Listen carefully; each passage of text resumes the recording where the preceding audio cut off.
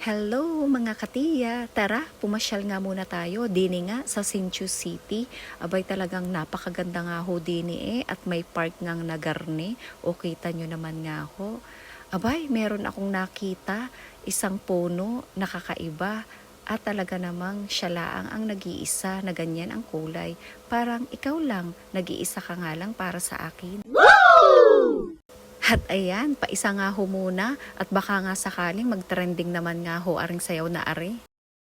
Ay dumayo nga lang ho kami nga din sa park para nga lang makapag-tiktok. At ayan, pumasyal naman ka kami din sa kabilang parte nga nitong park ng Sinchu City. Abay napakalawak naman nga ho talaga ng park din.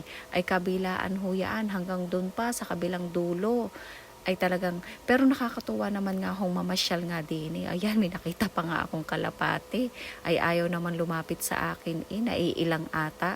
Ay parang siya lang, parang naiilang sa akin kapag nga nakikita ako. Ay are naman nga akong kasama ko na si Katiyo J. Abay napakagaling nga din namang mag-video kita nyo naman nga. Ay siya nga daw ho ay nagpa-practice ng ganyan. At gawa nga ho ng gusto niya din ho yung photography. Ay ako naman din nga ho ay nagpa-practice din na mag-model. Ay hindi naman ho, biro laan. Ay inulit na naman nga ho namin aring sayaw na are. Hindi ko naman nga ho maintindihan kung ano naman yung sinasabi. Ay magsayaw na nga laang ho tayo mga katiya para pampagood vibes nga ho. At saka kailangan naman nga ho nating mag-enjoy lang tayo sa araw-araw. Huwag ho palaging work ang ating iisipin. Kailangan ho ay maging masaya tayo sa bawat araw na tayo ay nabubuhay.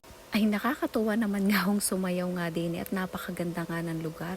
Ay isa pa nga din ho na pinuntahan nga namin din ay are nga, kita nyo ga ho yan, mga tilapia nga ho yan. Naku talaga namang napakadami. Abay ako nga ho'y tuwa-tuwa din sa panunood At kalalaki nga ho ng tilapia. Naku, kung are nga ho diyan sa atin, sa Pilipinas, abay wala na nga ho matitirang tilapia din sa park.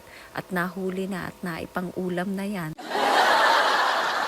Ay dini nga ho ay bawal ho aring hulihin at talaga namang nakapaligaw laang ho dini sa park at yan ho ay panlibang nga laang sa mga Taiwanese nga dini. Ay tinan nyo, kitang kakaiba talaga ano ho. Ay sa ibang mga park ang mga naando na isda ay yung mga goldfish. Ay tas dini talaga ay tilapia ay pang ulam naman are Ay panog nga ho ang mga Taiwanese hindi naman nga ho masyadong mahilig kumain nga ng mga isdang tilapia. Kaya yan ho, inilagay na laang nila yan sa park at panlibang nga laang sa mga pumapasyal dini.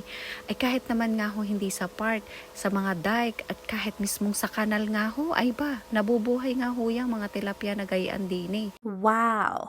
Hindi ho kagaya sa atin na talagang wala hong natitira na isdang tilapia. Kaya nga ho, ang masasabi ko, dini nga ho sa bansang Taiwan, ang tilapia nga ho ay number 1 na napakaraming ang isda dini. Yes! Salamat po sa pagsama nyo sa amin sa pamamasyal dini nga sa Sinchu City at sana po ay nagustuhan nyo ang aking video.